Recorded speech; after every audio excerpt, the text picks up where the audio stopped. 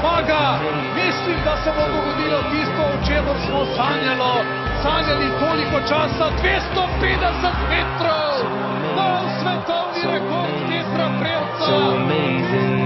It's amazing.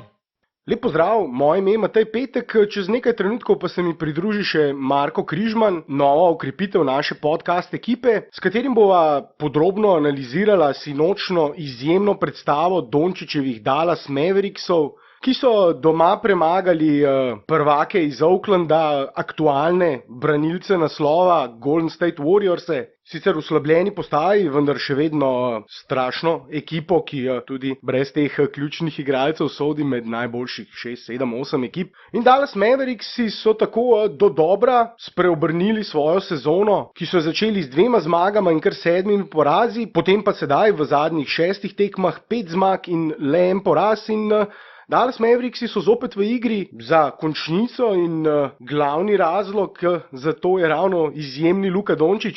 Blaž Bertalanič se tudi kmalu vrača in sicer v novem podcastu, kjer so si za temo zadala odpovedi, kronična bolezen odpovedi v košarkarski in nogometni reprezentanci. Danes pa kot rečeno analiza tekme Golden State Warriors, Dallas Mavericks z Markom Križmanom. Preden pa začnemo, bi vas pa samo na hitro, tako kot vedno, zaprosil, če lahko všečkate tale posnetek in se naročite na naš Sportinfo.si YouTube kanal in če lahko isto storite tudi na naših SoundCloud in iTunes platformah. V zadnjih tednih število všečkov in seveda predvsem tisto, kar je še bolj pomembno, naročnikov na vseh teh platformah vztrajno raste, za kar smo seveda hvaležni, saj nam s tem pomagate pri nadaljnjem delu. In če že govorim o delu, kar da ne bom izgubljal časa, veselo na delo.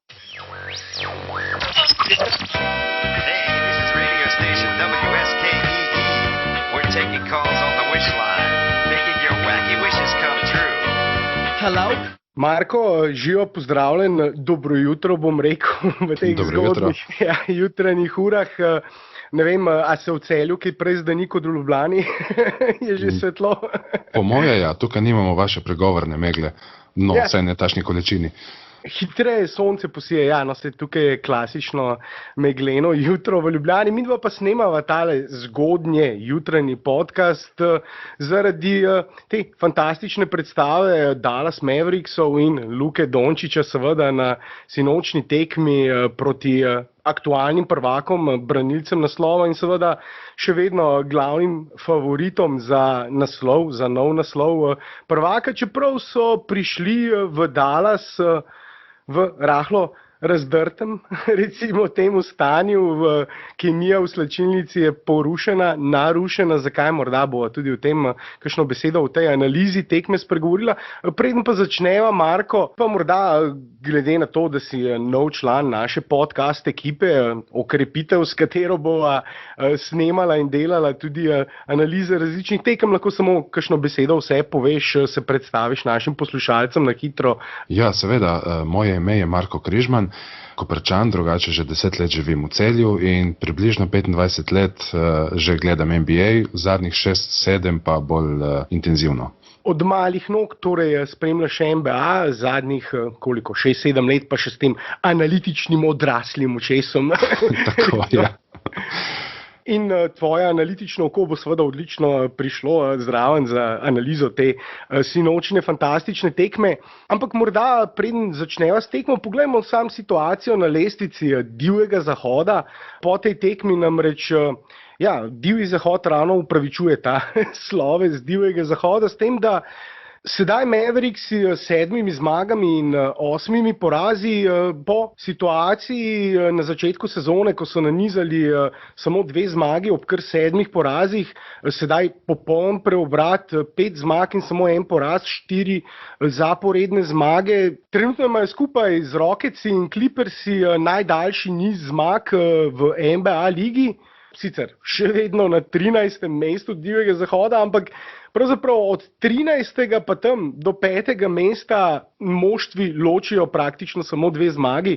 Namreč Dallas, kot sem dejal, 7 zmag, 8 porazov, pred njimi Spursi 7 zmag, 7 porazov, Sacramento Kingsi 8 zmag, 8 porazov, Utah Jazz enako 8 zmag, Lakersi 8 zmag, Houston Rocketsi 8 zmag, Pelicansi potem 9 zmag in Grizzly tudi 9 zmag, torej kar 9 moštev na zahodu trenutno ločita samo 2 zmagi, potem pa Denver, Clippersi, Oklahoma in Portland z 10 zmagami in Golden State Warriorsi, ki pa ravno obratno kot recimo Dallas Mavericksi, sicer še vedno na prvem mestu zahodne konference, ampak od 5 letošnjih porazov, poleg seveda 12 zmag, so 4 porazi prišli v zadnjih 6 tekmah in 3 v zadnjih 4. Zadnje 4 tekme so prišle po tistem incidentu v Los Angelesu na tekmi s Clippersi, kjer sta se sporekla Draymond Green in Kevin Durant, kjer je Draymond Green Durantu zabrusil nekaj težkih besed in bil zato celo strani moštva, potem naslednjo tekmo suspendiran, potem se je vrnil eno tekmo in zdaj na tej tekmi, sinočni tekmi proti Dallasu, pa manjkal zaradi poškodbe prsta in seveda on in Steph Curry sta, to je pol tistega jedra ekipe. Ampak morda, Marko, kakšna beseda samo o tistem incidentu z Durantom, ker je neka taka uvertura v to tekmo, ki smo bili priča, namreč zaradi tega so trenutno znotraj ekipe strašno slabe razmere, še vedno verjetno Durant in Green nista razčistila vsega, vsi seveda že predvidevajo, da je to tisti zadnji znak, da bo seveda Durant poleti zapustil ekipo, ampak se ti zdi, da je to vplivalo tudi na to sinočno tekmo, tako te bom vprašal? Ta incident med Greenom in Durantom je sigurno vplival na zadnje 4 tekme oziroma neigranje zadnjih 4 tekmah. Green je precej čustveni igralec in nima nobene dlake na jeziku, niti se ne zadržuje in mislim, da ga moštvo kar čutno gledalo, ko je slišalo vse tiste žaljivke na račun Duranta. Nista nastali 2 struji, ko bi recimo ena podpirala Greena, ena Duranta, je pa videti, da moštvo stoji za Durantom v tem smislu, da je Green tisti, ki je to vse skupaj začel. Ne? Vodstvo moštva in igralci se zdi, da so konkretno na strani Duranta, pač na strani na nek način tudi boljšega igralca. In zdaj vprašanje je, kdo je, lahko bi debatirali o tem, kdo je bolj pomemben za recimo Warriorse, Durant ali Draymond Green. Durant je bil 2-krat MVP finala, Steph Curry recimo še ni bil MVP finala, tudi pri tistem prvem naslovu. Durant je najboljši igralec Warriorsov, Steph Curry je pa najbolj pomemben. Izjemno pomembna sta tudi seveda Klay Thompson in Draymond Green, ampak če bi delal lestvico pomembnosti, bi dal verjetno Curryja na prvo mesto, na drugo mesto Duranta, na tretje mesto potem Draymonda in na četrto Thompsona, čeprav tudi Thompson za svojim izjemnim metom, spacingom, ki ga ima in seveda nevarnostjo dodatno, ko imaš 3 take ostrostrelce na zunanjih položajih, seveda ne veš, odkot bo udarilo, nikogar ne moreš podvajati oziroma čim nekoga podvajaš, bo drugi prost in seveda brez problema zadev odprt met. In ta kombinacija je tisto, kar dela to moštvo nepremagljivo, če pa jih Durant zapusti, pa so premagljivi. Dejstvo je, da so brez njega še vedno odlično moštvo, tukaj ni nobenega dvoma. In tudi recimo ta sinočna postava, ko sta manjkala Draymond Green in Steph Curry, še vedno so imeli v postavi Kevina Duranta in Klaya Thompsona, dva zagotovo Durant sodi med top 3 igralce lige, Klay Thompson pa tam nekje top 15, top 20 zagotovo. Tudi brez Curryja in Draymonda Greena je to še vedno odlična ekipa, je to še vedno ekipa, ki bi premagala, verjetno, ki sodi tudi brez teh 2 igralcev med top 6, top 5 ekip, ampak niso pa nikakor nepremagljivi brez teh 2 igralcev, so zelo premagljivi, zelo ranljivi in to seveda kažejo te zadnji porazi, te zadnje tekme. In se strinjam s tabo, tudi ta prepir je nesporno, nedvomno vplival na razmere znotraj moštva, kemijo v ekipi. Ampak na sinočni tekmi ni bilo Draymonda Greena, vse je bilo v rokah Duranta in Durant in tudi Klay Thompson Na koncu Thompson in Durant nista imela najboljših tekem, odlična obramba Dallasa, predvsem to je ena izmed teh stvari, verjetno, ki si jo tudi ti opazil, ne vem, v zadnjih 5-6 tekmah, ko igrajo precej bolje, ko so spreobrnili povsem svojo sezono, se zopet upletli v boj za končnico, zdaj so povsem, kot sva rekla, že na začetku 2 zmagi ločita tam 9 ekip. In saj meni se zdi, da je glavni razlog obramba, tudi na tej tekmi. Pa tebi, Marko? Mislim, da imaš prav. Ja. Dallas ni imel nikoli težav pri spravljanju žoge v koš, torej napad ni bil problem, obramba pa kar. Ne? In zdaj se vidi, ko so obrambo popravili, so kar naenkrat 5 zmag v 6 tekmah dosegli. V zadnjih 5-6 tekmah imajo najboljši obrambni rating v celotni ligi in na 100 napadov prejemajo najmanj košev.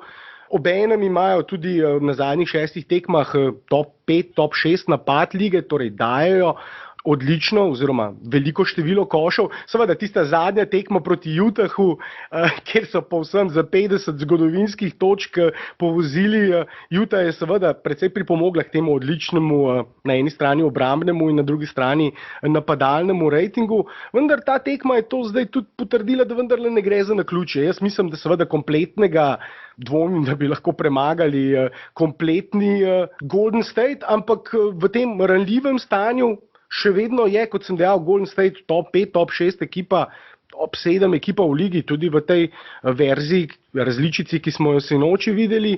In zato je ta zmaga še vedno zelo impresivna. In kot sem dejal, obramba je morda celo ključ, se povsem strinjam. Oni nikoli niso imeli pod Carlisleom seveda probleme z doseganjem košev in zdaj, ko imajo Dončića, imajo teh problemov še manj. Pa preden recimo greva na tekmo, lahko najprej konkretno malce oceniva igro Luke. Tudi to tekmo se ne moremo izogniti hvalospevom na račun Dončića, na račun, dejansko je na dobri poti. Njegov začetek je tak, kot so ga lahko pričakovali le največji optimisti, njegov začetek NBA kariere. In sedaj s temi zmagami in dejstvom, da je najboljši igralec pri teh zmagah, tudi na tekmi proti Warriorsom, mislim, da je brez dvoma bil igralec tekme. Marko, ne vem, se strinjaš? Jaz bi se strinjal, sicer še nekaj igralcev bi lahko bilo tudi igralcev tekme, ampak pri Luki ne samo, da navdušuje statistika, tudi koliko pripomore k zmagam. Torej njegova statistika ni samo prazna statistika, ne, ampak dejansko pripomore k zmagam na vseh nivojih. In to je tisto ključno v boju za naziv novinca leta, rukija leta, namreč, če gledamo, če primerjamo s tistimi njegovimi glavnimi protikandidati, DeAndreom Aytonom in Trejom Youngom, oba pravzaprav igrata v 2 najslabših ekipah lige trenutno in samo 2-3 zmage sta ti 2 ekipi do sedaj zbrali, nanizali, tako da Luka ne samo da individualno, statistično pred tema 2 konkurentoma, glavnima konkurentoma trenutno za naziv novinca leta, tudi moštvo potrjuje, igra njegovega moštva in njegova vloga znotraj tega moštva potrjuje, da si zasluži na vseh lestvicah, rangiranih, rankingih najboljših rukijev trenutno prvo mesto, vsaj tako je bilo recimo ravno ta teden, v zadnjih dneh so vsi te rankingi šli in Luka je bil povsod brez dvoma na prvem mestu. Do sedaj je dosegel že 292 točk po 15 tekmah in to je največ med vsemi najstniki v celotni zgodovini NBA lige. Nihče tudi v zadnjih letih, vemo, Durant, LeBron, ni po 15 tekmah dosegal toliko točk. Samo Magic Johnson in Oscar Robertson sta imela po 15 tekmah kot rukija seveda toliko točk, skokov in podaj kot Dončić. In da ne govorimo samo o tem zgodovinskem kontekstu, lahko pogledamo zdaj še samo za to sezono. Luka namreč po tej tekmi v sezoni ima povprečje 19,5 točk, 6,6 skokov in 4,2 podaji ob 58,1% true shooting odstotku, torej kombinacija metov za 1, 2 in 3 točke. O tem sva tudi z Blažem že govorila v preteklih podcastih. Vse tisto, kar je recimo nekje nad 55, je odličen, je nadpovprečen true shooting odstotek. To pomeni, da mečeš iz igre blizu 50% in za 3 blizu 40%. In Luka seveda meče blizu temu, tudi njegovi odstotki so v zadnjih tekmah iz prostih metov so odlični. In kako odlične so te številke, najbolj nazorno kaže ta podatek, namreč v tej sezoni samo 4 igralci na tekmo dosegajo vsaj 19 točk, vsaj 6 skokov in vsaj 4 podaje ob taki učinkovitosti. In te 4 igralci so LeBron James, Kevin Durant, Giannis Antetokounmpo in Luka Dončić. Te številke so res fantastične. Mislim, da bi Luko lahko z lahkoto primerjali z LeBronom v njegovi rookie sezoni. In če bo Luka tako napredoval in bil tako dominanten kot LeBron tudi naprej, bomo seveda zelo veseli, ne? Ja, namreč njegov začetek je boljši kot recimo LeBronov. Njegov začetek je boljši, se sem zdaj le povedal, v teh zgodovinskih številkah. Je povsem na nivoju tistih največjih legend in tudi po besedah igralcev, nasprotnih igralcev, ki so sedaj na teh tekmah igrali proti njemu, Luka upravičuje ves tisti hype, ki smo ga Evropejci na vseh mogočnih družbenih omrežjih zganjali. Luka je zdaj ta hype več kot samo upravičil in dokazal, zakaj je bil vreden tega hypa. In zdaj, če greva na to konkretno tekmo, zakaj seveda tako visoko leteče, že spet nam zmanjkuje presežnikov ob tej predstavi. Luka na tej tekmi proti najboljšemu moštvu lige, prvakom, ne samo vedno, ko govorimo o Warriorsi v zadnjih letih, je treba povedati, oni ne zmagujejo samo zato, ker imajo fantastičen napad, ampak tudi zato, ker imajo fantastično obrambo. Ravno to sem hotel dodati prej, ko si govoril, da sicer manjkata Curry in Green. Še vedno so odlična obrambna ekipa. Durant je bil lani odličen obrambni igralec, Green seveda tudi. Pa Thompson znan kot enih najboljših two-way igralcev, kot se reče, tisti, ki so dobri v napadu in obrambi. In Dončića sta držala Iguodala in Thompson na tej tekmi, kar spet pove dosti o temu, koliko pozornosti mu namenjajo in kako dober je, da je skozi takšno obrambo tako dobro tudi igral. In Durant ga je pogosto prevzemal po bloku, kar nekajkrat je Durant ostal na njemu po switchu, po bloku. Tako da Thompson, Iguodala in Durant, tudi Iguodala je recimo, sicer zdaj že malce starejši, malce bolj v letih, ampak svoje čase, tudi on v idealni obrambni peterki lige, ne smemo pozabiti, tudi on odličen obrambni igralec. To je tisto recimo, kar potrebuje seveda Curry, ki pa ni tako dober obrambni igralec okoli sebe. In zato so tudi Warriorsi tako zelo uspešni, kot sem dejal, ne samo napad, pogosto se pozablja, izjemno obrambno moštvo. In Luka je še proti eni odlični obrambni ekipi, ne pozabimo, njega je pokrival že Kawhi Leonard, ga je pokrival že LeBron James, ga je pokrival že Paul George proti Oklahomi. Torej, tisti najboljši obrambni igralci lige so ga že do sedaj pokrivali in Luka se je proti njim odlično odrezal. Tudi proti Warriorsom na koncu med 9-20-45% met iz igre. Začel je s trojkami sicer 2-2, potem zgrešil naslednjih 6 trojk, na koncu 2-8 za 3. Nekaj od teh trojk je bilo v tistih zadnjih sekundah napada, ko je pač ostal žogo in je moral vršiti. Prosti meti 4-4, 9 skokov, 4 podaje, 3 izgubljene žoge, torej vsekakor bolje od njegovega letošnjega povprečja. Oprosti, kot navijač Houstona te bom samo spomnil, da je tudi Harden v svojih najboljših sezonah imel ogromno izgubljenih žog, pa je Houston vseeno zmagoval, ne? Tako da ni vsaka izgubljena žoga enaka. Se strinjam. Poleg Luke je treba izpostaviti na tej tekmi v vrstah Mavericksov še Harrisona Barnesa, ki se po poškodbi, zaradi katere je zamudil začetek sezone, prvih 4-5 tekem in potem tudi se nekaj časa slabše igral. Sedaj vedno bolje, na zadnji tekmi proti Utahu celo najboljši strelec, tokrat le točko manj od Luke Dončića. Na koncu 23 točk, 8 skokov, med 7-14, 50% iz igre, 2-4, 50% tudi za 3. 11 prostih metov, 17 pri prostih metih. Zagotovo pomemben, še posebej pomembna je bila pa njegova obramba na Kevinu Durantu. Tukaj upravil odlično delo, na drugi strani pa Dorian Finney-Smith, še en, ki bi ga izpostavil, ki je na koncu igral kar 40 minut, 5-11, 45% iz igre, 13 točk, 5 skokov, 3 podaje, 2 ukradeni žogi, raznovrsten 3&D igralec, obramba in trojke. v napadu, z Dončićem se tudi dobro ujame in morda tokrat je začel recimo tekmo namesto Wesleya Matthewsa, poškodovanega Wesleya Matthewsa, in vse številke potrjujejo, da on v prvi peterki, kjer je začel tudi na začetku sezone, ampak namesto Barnesa, on v prvi peterki bolje funkcionira in prva peterka z njim bolje funkcionira kot recimo z Wesleyem Matthewsem, in to je ena rošada, o kateri bi bilo vredno razmisliti, še posebej po tej tekmi, ko se je zopet odlično odrezal, že spet igral največ in odlično igral v obrambi na Clayu Thompsonu in tudi prevzemal tudi on Kevina Duranta. Tukaj sta Barnes in Finney Smith odličen posel opravila.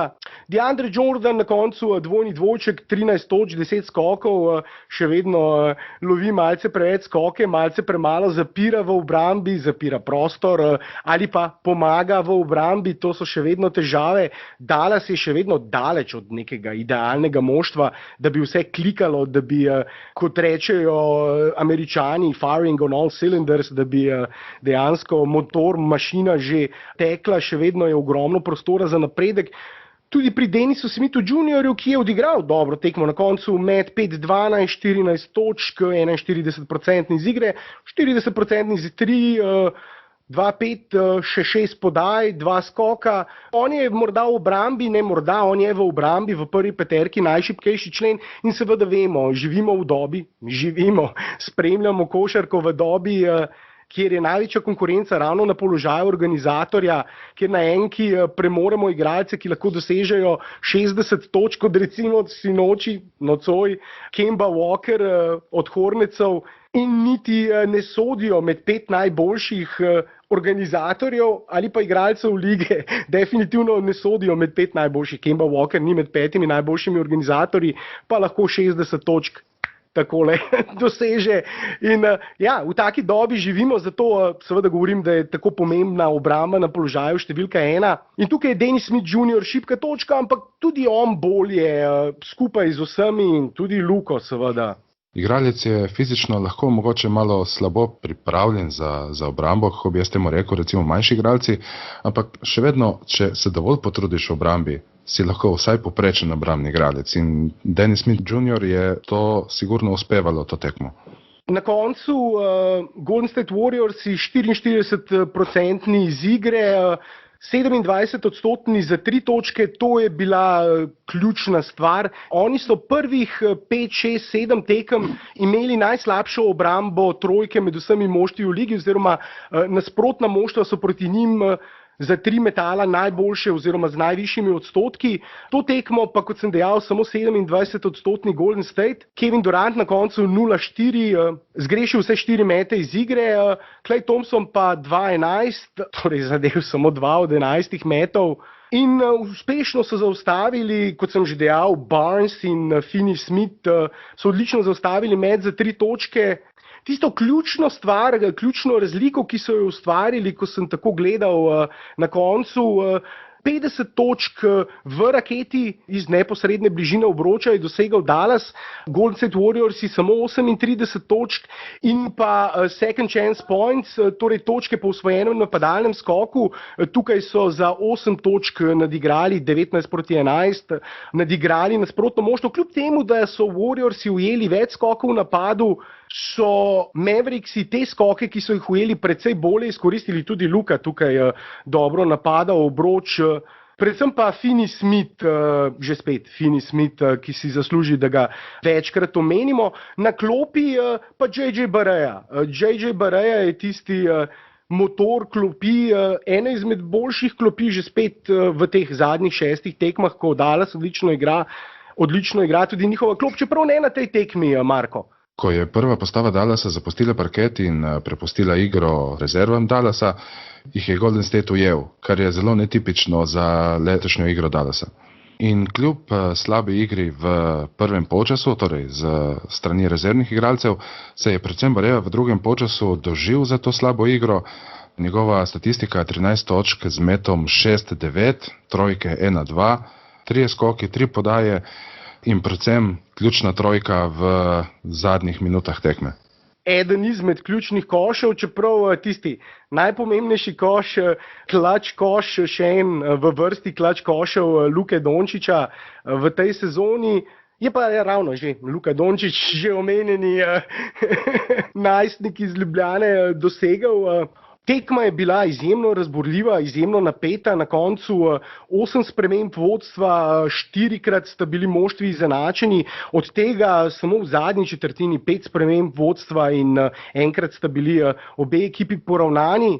Ampak na koncu, v tistih zadnjih minutah, se je vse začenjalo in končevalo pri Luki Dončiću. On je vzel žogo v roke, on je odigral tiste ključne akcije. Namreč po košu Iguodale, minuto in pol pred koncem in vodstvu 108-107 za Golden State, je Luka Dončić v naslednjem napadu fantastično poiskal switch najprej na Jerebku in ko je našel ta switch, odlično napadel in floater iz narobne noge, najprej v eno stran, potem pa preigravanje med obema nogama v drugo stran in floater z napačne noge za vodstvo 109-108 minuto 10 sekund pred koncem. Potem je v naslednjem napadu Durant dvakrat zgrešil, na drugi strani Luka podal Finneyju Smithu, bi verjetno bilo bolje, da bi zadržal žogo, ampak podal, on zadev samo en prosti met, torej 111-108. Na drugi strani že spet dobra obramba, zgrešeni met Thompsona in Luka ujame skok, zadane oba prosta meta, 2 točki prednosti. Edino črno piko si Barnes zasluži za tisti foul 6 sekund pred koncem na Durantu, tisti res ni bil potreben. Nekaj podobnega, kot je recimo Wesley Matthews storil na tekmi z Lakersi, če se spomniš, ko je v zadnjih sekundah naredil nespametno osebno napako nad LeBronom, tudi takrat po košu Luke Dončića, ki je izenačil, ampak tukaj so imeli na srečo dovolj veliko prednost. Durant zadev samo en prosti met, Luka ujel skok in fantastična zmaga. Ja, Matej, tista osebna napaka Barnesa je bila kar nespametna, naredil jo je takoj po izvajanem avtu, do konca tekme je bilo še 6 sekund, lahko bi počakal, da se še par sekund izteče. Nato je Durant metal 2 prosta meta, drugega zgrešil in po tem zgrešenem prostem metu je Jerebko skočil in lahko bi podal na 3, recimo Durantu ali pa Thompsonu. Namesto tega se je odločil, da bo sam zaključil. Glede na to, da je Golden State zaostajal za 3, je edina logična poteza strani Jerebkota bila, da poda Durantu ali Thompsonu na 3 in poskuša izenačiti tekmo. Namesto tega je šel sam na koš, bil blokiran, ampak tudi če ne bi bilo blokade, bi še vedno dal koš in bi zaostajali za 1. Tako da tukaj je Barnesa rešil tudi malo Jerebko. Je pa res, da Dallas ne bi prišel do 3 točk razlike v zadnjih sekundah tekme, če ne bi Barnes odigral tako dobro obrambo na Durantu. To se je še posebej poznalo v zadnji četrtini, ko je Durant zgrešil kar 6 zaporednih metov. Skupen met v zadnji četrtini je imel 1-7 in tukaj je Barnes naredil kar veliko razliko. Na koncu je bil skupen met Duranta 11-24, torej kar 24 metov je vrgel, enako kot Thompson. Durant je dosegel 32 točk, od tega nič trojk in 10-11 prosti meti. Thompson pa za 24 meti 22 točk, 9krat je uspešno zaključil, od tega 2 trojki in 2 prosti meti. Zdaj, ko si ravno omenil proste mete Duranta, 11 prostih metov, mislim, da bi mogel jih na tej tekmi tudi Luka imeti vsaj toliko. Dejansko spremljal sem tudi odzive raznih novinarjev, spremljalcev v živo na družbenih omrežjih. Vsi so kar nekajkrat enoglasno se strinjali, soglasno strinjali, da so sodniki spregledali kar nekaj situacij, nekaj end-one situacij, kjer bi poleg koša moral biti še dodaten prosti met. Nekaj situacij tudi, kjer je bila čista osebna napaka, pa je Luka zgrešil, predvsem ena taka situacija, izolacija na Luniju, ko ga je preigral in potem položil, zgrešil polaganje, vendar ga je Luni, videno je bilo na počasnem posnetku, zagrabil za roko. Še vedno sodniki, recimo tudi na zadnjih tekmah smo videli, obravnavajo ga še kot rukija, ima ta ruki tretma, ne obravnavajo ga kot zvezdnika, vsekakor ne kot Hardna ali kot Durenta, ne piskajo mu v takih situacijah, kot njim piskajo. Na zadnjih tekmah smo videli, recimo, kako je Crowder ga grdo odrinil brez sodniške reakcije, kako ga je grdo odrinil, oziroma Crowder ga je povlekel pri padcu za dres, Joe Ingles ga je pa odrinil med gledalce, pravzaprav skrajno umazana poteza na tekmi z Utahom, pa tudi sodniki niso nič sodili. Nekaj zelo očitnih osebnih napak, tudi recimo, kjer se je slišal plosk, udarec po roki, celo preko televizijskega prenosa, pa sodniki nič. In tudi na tej tekmi bi si Luka dejansko zaslužil vsaj 6-7 več prostih metov, Marko. Ja, res je. Luka je z namenom, da ali doseže koš ali dobi osebno napako, dostikrat šel pod koš v tako imenovani post-up, igral s hrbtom proti košu. Žal te njegove igre sodniki niso nagradili. Njegove agresije, recimo temu agresivne igre, ja. In preprosto niso piskali v nekaterih situacijah, ko bi morali. Požrli so piščalko, če tako rečemo, oziroma pogoltnili piščalko. Pač gre za rukija, ki si bo moral sodniške klice, ki jih Durant, kot sem že dejal, dobi, ali pa Thompson, ali pa seveda tudi Steph Curry, to si bo moral Luka na naslednjih tekmah šele priboriti, ampak kljub temu, da na koncu samo 4 prosti meti, je bil učinkovit, je bil uspešen. Ja, Marko, mislim, da za to analizo smo skoraj da že tiste najpomembnejše stvari povedala. Midva bova še posnela nekaj podcastov, ima v naslednjih dneh v načrtu tudi ta o najboljših rukijih, izjemnih rukijih, pravzaprav v letošnji sezoni, rukijih, ki že sedaj igrajo nekateri kot izkušeni igralci. O tem več v enem od prihodnjih podcastov, ampak mogoče bi še kaj tukaj o tej tekmi povedal, a sva kakšno stvar še pozabila, ne vem. Ena zadeva, mičko nabodejo oči, če se poigramo z napredno statistiko, in sicer kako Dončić igra skupaj z Barejo, kako pa z Dennis Smith Jr. Dennis Smith je v prvi postavi, Bareja pa prihaja iz klopi. In napredna statistika pravi, da ko Dončić in Bareja združite moči na parketu, Dallas daje več točk in jih prejema manj. Na drugi strani pa duo Dončić in Dennis Smith Jr. ne daje tako dobrih rezultatov, saj v času, ko sta ona dva skupaj na parketu, Dallas več točk prijema, kot jih daje. Tukaj mislim, da bi predvsem izpostavil izgubljene žoge, saj sta Dončić in Dennis Smith Jr. največja porabnika žog in imata skupaj skoraj 8 izgubljenih žog. Če pa pogledamo Dončića in Barejo, imata skupaj manj kot 6 izgubljenih žog. To verjetno tudi nekaj prispeva k tej razliki. Ja, tandem Dončić-Bareja je bolj uspešen, drugače povedano, tudi Dallas je s tem tandemom v igri na parketu bolj uspešen kot pa z tandemom Dončić-Dennis Smith Jr. To je nek vzorec, ki se ponavlja že od začetka sezone. Zdaj sicer govorila so o Wesleyu Matthewsu oziroma Dorianu Finney-Smithu v prvi peterki namesto Wesleya Matthewsa. Mislim, da kljub tem številkam, ki si jih zdaj omenil, ne more priti do situacije, ko bo Dennis Smith Jr. se preselil na klop in Bareja v prvo peterko. Čeprav Luka ves čas igra z eno enko, z enim tem klasičnim organizatorjem v postavi na parketu, ko je on v igri, in Bareja je vsekakor boljša kombinacija. Bomo pa za naprej videli, kako se bodo te številke naprej razvijale, bo ta diskrepanca med obema tandemoma, uspešnostjo obeh tandemov in igro Dallasa, če bo še naprej podobno velika ali pa se bodo recimo te številke malce izenačile. Ja, Matej, tukaj bi še dodal, res ni pričakovati, da bo trener Dallasa posadil Smitha na klop v prid Bareji.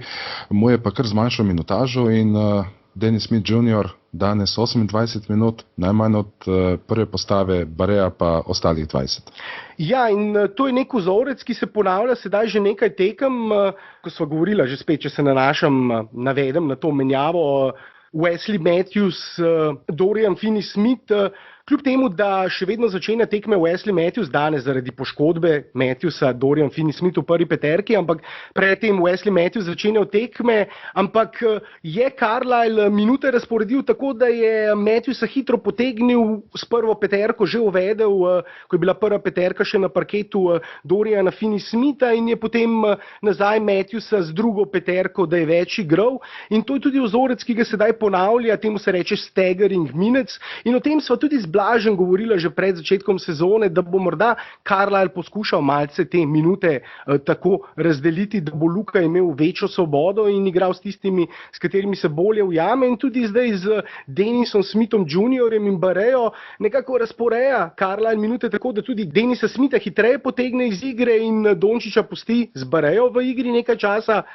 In potem Dennisu Smithu da minute z drugo peterko, ampak ja, no, to so vse te rotacije in rošade, moštvo se razvija, igra precej bolje in na koncu morda samo to zadnjo stvar, ki bi jo še povedal, tudi Mark Cuban, lastnik moštva, ki je seveda zelo vpet v celotno moštvo in vse dogajanje znotraj moštva, je govoril, da se zdi, da so igralci na začetku sezone še niso imeli zelo definiranih vlog oziroma so še iskali nekako svoje vloge na parketu, kaj morajo početi, da bo ekipa uspešna. Tudi niso še najbolje inkorporirali Luke v svoj sistem, niso natančno vedeli, kaj lahko pričakujejo od Luke, Luka ni vedel, kaj lahko pričakujejo od njih. Mark Cuban je rekel, players are finding their roles. Najdejo oziroma našli so svoje vloge, vejo, kdaj mora Luka dobiti žogo in kdaj lahko odigrajo kakšno drugo akcijo. In na drugi strani tudi Luka je bolje uigran s temi soigralci. Konec koncev tiste poškodbe v pripravljalnem obdobju, pot na Kitajsko, vse to je morda tudi nekaj vplivalo in bo zanimivo videti, ali je ta zdaj preobrat na zadnjih 5-6 tekmah, ker niso premagali samo slabih ekip. Res, da so bile te dobre ekipe oslabljene, kot recimo Oklahoma in Golden State Warriorsi, ampak premagali so dve ekipi, top 3, top 4 ekipe Zahoda in še Utah, 3 playoff ekipe lanske sezone, tako da dobre zmage, solidne zmage, ampak naslednje tekme bodo pa več povedali, ali gre za resen preobrat ali ne. Marko, slišim, tvoji otroci so se zdaj tudi že zbudili, ja, res je. Glasovi v zadju, zato je verjetno skrajni čas, da jaz se lotim montaže tega in se ti zahvalim še enkrat, da si vzel zjutraj zdaj ta čas za snemanje podcasta in kot sem dejal, nov član ekipe in seveda v prihodnosti še več podcastov. Hvala, Marko. Hvala tudi tebi. Meni je bilo veliko čast, da so me prvič slišali poslušalci sportinfo.si in upam, da bova še več podcastov posnela skupaj. Nedvomno, Marko, hvala in jaz se pa vrnem še s tistimi zadnjimi podatki o prihodnih podcastih in informacijami o tem, kje nas najdete in seveda vsemi temi tehnikalijami. Ja, hvala in se slišimo. Živa. I wish I was a little bit taller. I wish I was a baller. I wish I had a girl who looked good, I would call her. Wish I had a rabbit in a hat with a bat and 6 foreign paws. Tako, tole je bila, upam, da dovolj podrobna in na drugi strani tudi dovolj zanimiva in ne predolga analiza sinočne tekme. Za ljubitelje virtuozne, če lahko sploh to besedo uporabim, tukaj košarke, so trenutno zelo lepi časi, vsaka tekma Dončića je košarkarska poslastica v zadnjem času in seveda zato bomo Luko tudi še naprej spremljali, vendar, tako kot sem že na samem začetku povedal, z Blažem Bertalaničem, kmalu tudi podcast o košarkarski in nogometni reprezentanci, novem selektorju v nogometni in ali morda potrebujemo novega selektorja tudi v košarkarski reprezentanci, predvsem pa te pereče odpovedi, ki sta zaznamovali zadnje obdobje obeh reprezentanc.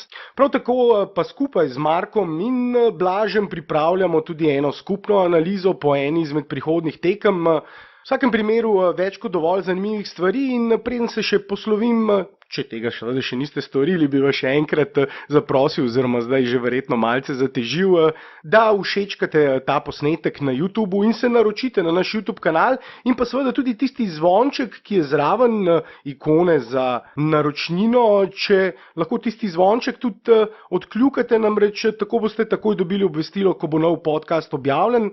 Na iTunesih in SoundCloudu pa seveda tisti, ki uporabljate te platforme, tako ali tako že veste, da takoj dobite obvestilo in da so tudi te platforme ponovadi bolj prijazne pametnim telefonom. To so pa že druge teme za kakšen drug podcast. Zato še enkrat hvala za pozornost, uživajte v tem, kar počnete in se zopet kmalu slišimo.